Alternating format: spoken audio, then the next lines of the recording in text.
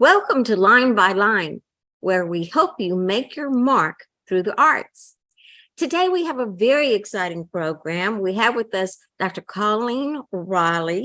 She is the Dean of the Center of Excellence for Media, Visual, and Performing Arts. It's a long name, but here at Houston Community College. Welcome to the show, Dr. Thank you so much for having me. Well, we really appreciate you being on, and you're like the head of all the performing arts and all that wonderful stuff. And, you keep us going wonderfully and keep us creative, and we love you. So anyways, now that I've gotten all that, told you all the wonderful things about you, let's talk about some of the wonderful things that you're doing here at the MVPA. We have something that we call Art Plus Design, and that is kind of a new thing. Can you tell us a little bit about that and how that all works? Sure. So Art Plus Design is the art and design unit at HCC. The reason that we've created that configuration and named it Art Plus Design is because we share an institutional accreditation across 7 different programs within the institution. So this is a really high level and exciting accreditation. You can't often say exciting and accreditation in the same phrase, I know, but this is pretty spectacular. So it's the National Association of Schools of Art and Design, and it's an accrediting agency sponsored through the Department of Education, and it reflects the highest standards of higher education institutions in art and design programs. We are the only institution in Houston that has this accreditation. So I like to throw a little shade at our friends at the University of Houston, although I know they're so close, and I probably can't say that after this year. So, but we're always the leaders, aren't we? I know. I'm super proud of them. And then we're really only one or a handful of community colleges that have the accreditation. So it's really special, and it gets a little complicated at HCC because the 7 art and design programs all live in different places. They're at different campuses and colleges and locations, and they're across 4 different centers of excellence. So it includes consumer arts and sciences, architectural design and construction,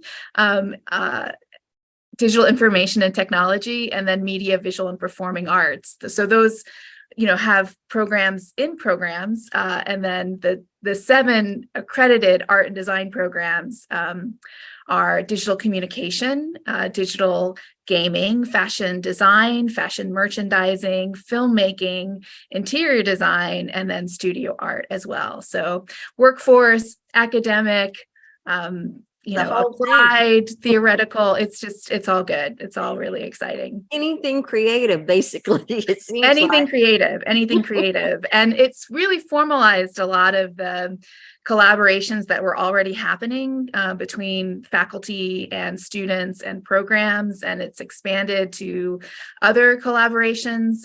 We have a few sort of signature events that we've been doing around the fashion shows that are part of the end of the semester events for that program, where at the fashion show, we invite our filmmaking students and audio recording technology and cosmetology and theater and digital communication, the photography students. We all converge on the fashion show, and we use that as an opportunity to really reflect what's happening in the real world around those events. So everyone gets to have a real world experience, in a really supported and guided way. It's all really fun, and it's very just exciting and thrilling, and I love when we all come together like that. I was going to say, there's such a special thing when you collaborate, especially when creatives collaborate. Yeah. Not only for the students, but for the faculty, it just lifts at another level. Do you think? I mean, Yeah, I think collaboration is really important, and I think that a lot of times we only see the end result of the collaboration. We don't see a lot of the legwork that happens. So the art and design unit, Art Plus Design, we formed a council under the chancellor's direction a few years ago, and we've met monthly. So each month, we have a lot of planning, we share a lot of information, we, bring together resources. I'm very excited that this year, for the first time, we are bringing on shared staff and some shared budget funds for some of our consumables. So it really, we're sort of elevating collaboration as a guiding principle of what we do. And it's just really, I think, demonstrative of what happens in our disciplines, that we're just sort of naturally leaning into how can we do this together? And, how can we make each other look good? And what experiences can we create for the students across our disciplines that will, really open up their creativity and their imaginations and, really prepare them for what they're going to experience in the industry, where they'll need to work with lots of people with lots of ideas, and feel like they really bring something to the table, because they do. And that's something too that I was thinking, teamwork. Teamwork is such an important thing. I know, like, even in television, everybody has to do their part in order for it to look good. In theater, in all these things, and maybe this working with other not other industries, but other types of fields that are close to yours but not exactly, you learn about what the other person does, which helps you do your job better. And then you learn how to do teamwork. You're going to need that. I don't care what you're going to in what career. You really need to know teamwork, because it's a social thing that you need to know how to do, right? Absolutely. And, I think we often sort of gloss over our academic core, our general education, even though in my mind it's essential education. All of our students who are taking those core classes, that's one of our student learning outcomes. It's one of the things that we focus on in the core is teamwork and collaboration. And that's a lifelong skill that's so incredibly important. And, when we talk about sort of differentiating between this is an academic program leading to a university and this is a workforce program leading to a job. Well, every program is leading to some kind of employment. And we really want to build in those skills that will help any student be successful in whatever career they choose. And teamwork is so important. And particularly in our sort of transition to working more online and virtually and not interacting in person in the same ways or as often as many of us were used to as professionals, really reframing what collaboration looks like and how you create connection in a team is another skill where I think the students are actually teaching us quite a bit about that. Especially about the internet and stuff like that. It's wonderful. I mean, so if you're looking for an elective, anything in this field would be perfect for you, for anybody. So anyways, we are running out of time for now. We're going to go to a break. We have a lot more things to talk about. So we will be right back right after this.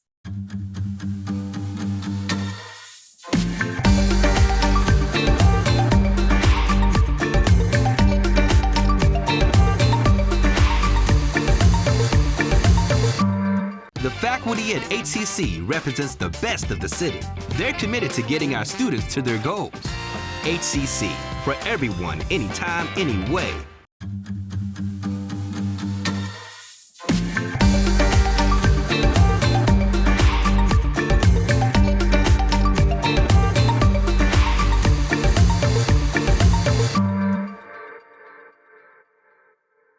Welcome back to Line by Line. I'm Dr. Toni Rao-Southerlan, and I have with me Dr. Colleen Reilly. She is HCC's Dean of the Center of Excellence for Media, Visual, and Performing Arts. Welcome to the show. Thanks so much for having me. Okay. Well, now I understand that you had a special fellowship experience, and we need to make sure everybody understands what that means, what a fellowship is. But you had it with the American Council on Education, ACE. Tell us a little bit about that and what that's all about.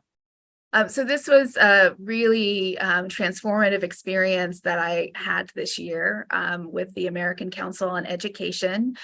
So under the fellowship, I spent a year on a learning journey with peers from other higher education institutions across the United States, from four-year schools, all different areas within colleges and universities, private universities, Research One universities, public institutions, liberal arts colleges, a few community colleges. And I was very lucky because this year I was actually able to share in the fellowship experience with a colleague from HCC. Dr. Desmond Lewis was also on the ACE fellowship this year.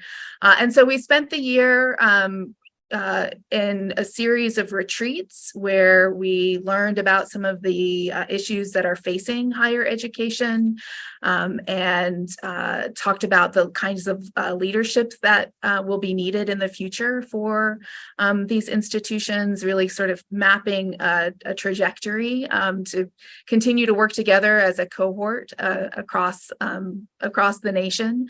And as a team. And I spent the spring semester in residence at the Northern Virginia Community College, which is one of the largest community colleges in the United States.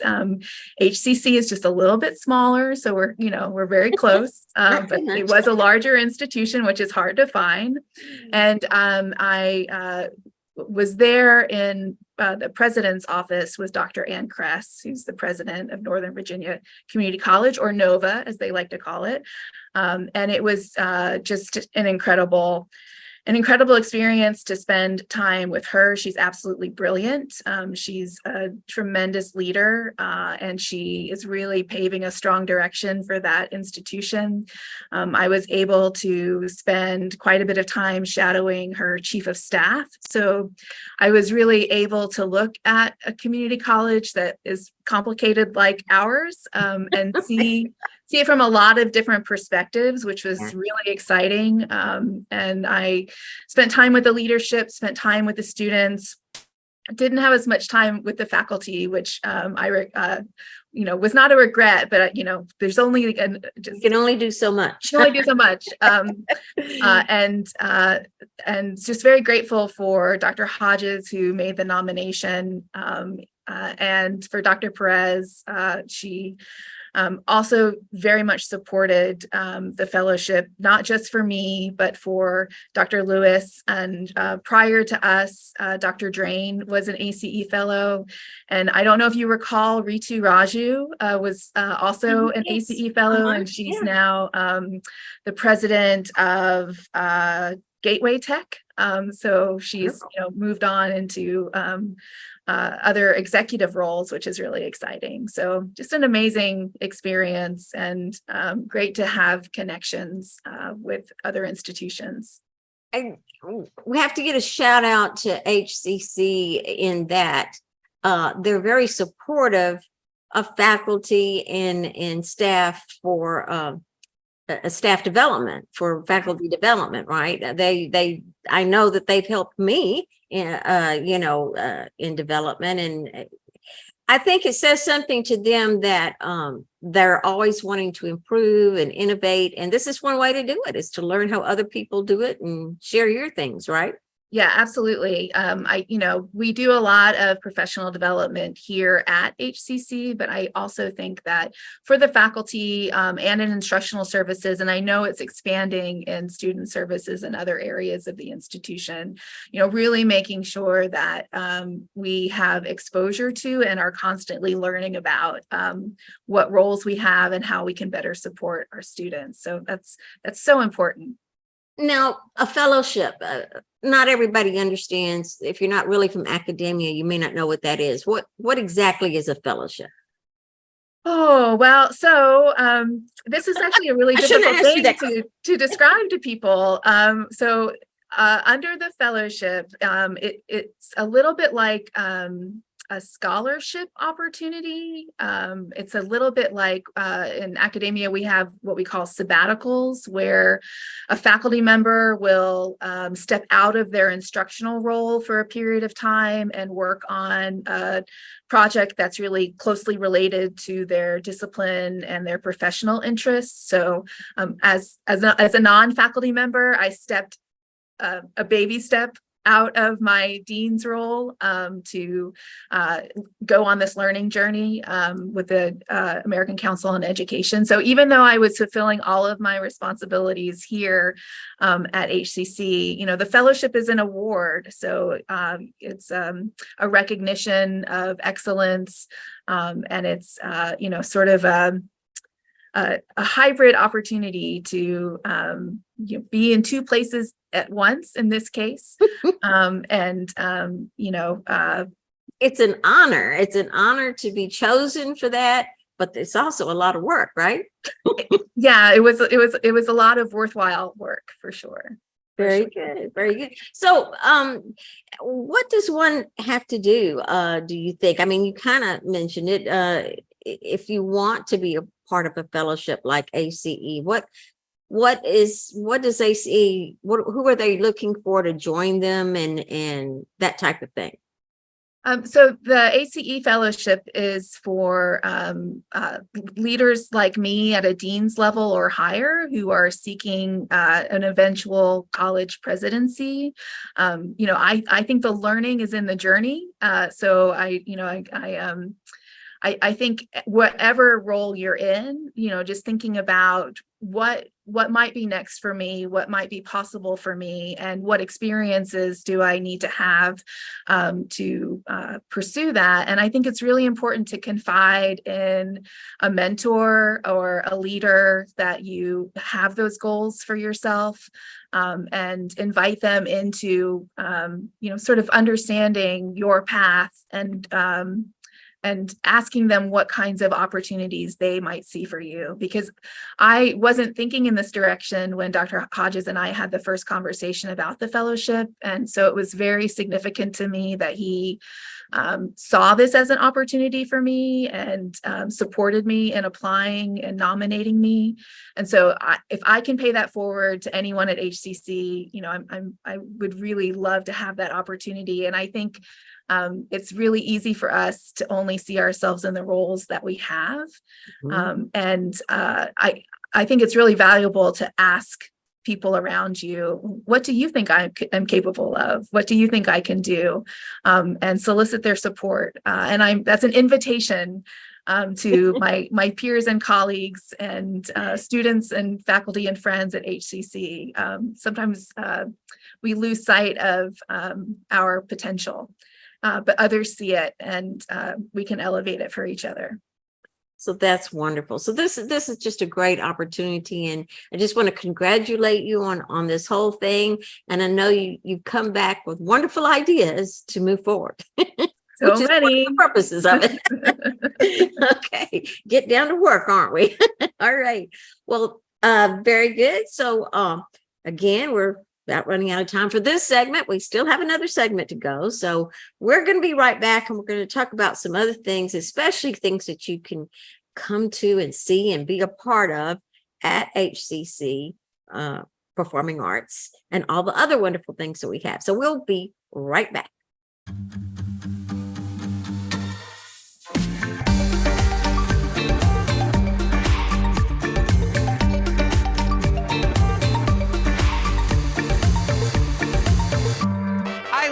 Teaching at HCC. I love helping students. With college credits. With scholarships and financial aid. Training them for life-changing careers. Come learn with us. HCC, for everyone, anytime, anyway. Welcome back to Line by Line.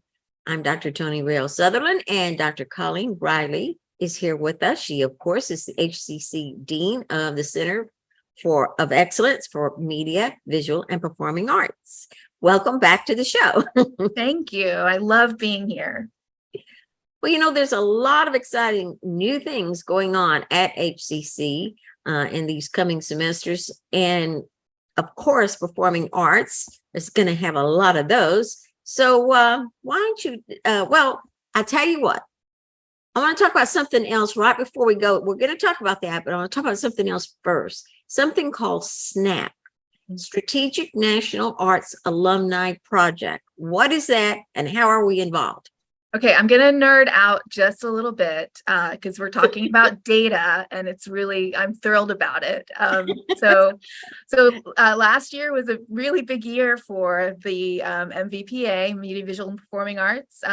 We participated in the accreditation. We had a major fellowship, and then it was our first year with the Strategic National Arts Alumni Project. And so this is an organization that coordinates across the United States to contact arts alumni of 4-year programs, 2-year programs, 4-year programs, higher education, and find out what happens to those students after they graduate and enter into a workforce with an arts-related degree. And so, like many of the disciplines that we have talked about, it covers any arts-related program. So this was for the programs in this Center of Excellence. So art, dance, drama, music, filmmaking, audio recording, technology, and music business. And then also the art plus design programs as well. And so we went back to, I think it was 2015,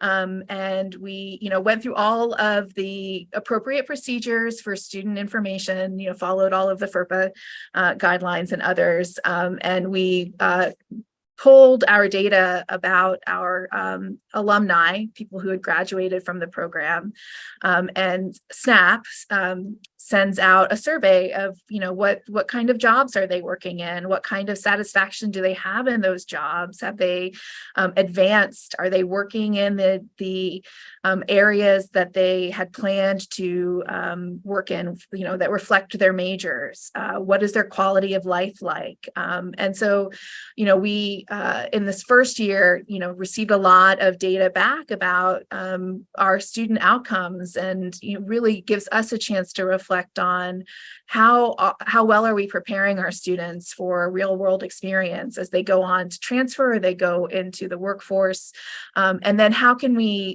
continue to be a resource for our graduates, because we all embrace lifelong learning, and there's no reason that once a student graduates from HCC, we can't continue a relationship and a connection and leverage some of those accomplishments to provide paths for our current students. So it really opened up a new area of emphasis for us, thinking about our alumni, and giving us ways to talk about the transformative education that our programs provide, because our students may not go on into the fields that they are planning to enter into today, but they're going to enter into the larger workforce, and our democracy and our community, really thoughtful and really prepared, and with a lot of excellent skills that they've built with us that can apply to, a number of professions. So that's exciting. And it's good to have that information, because when you have new students coming in, or even someone saying, I don't know what elective to get to go along with this, it shows how, this alumni with these particular skills, what they can do with it in the real world, you might say. I mean, you may think, okay, I'm taking art, well, I'm going to be an artist. Well, yes, but there are a whole lot of other things you can do with it. You know what I'm saying? I mean, and that's with all the stuff, So I think that data helps, especially when a student is trying to tell their parent, well, I want to major in drama, which is what I told my parent. And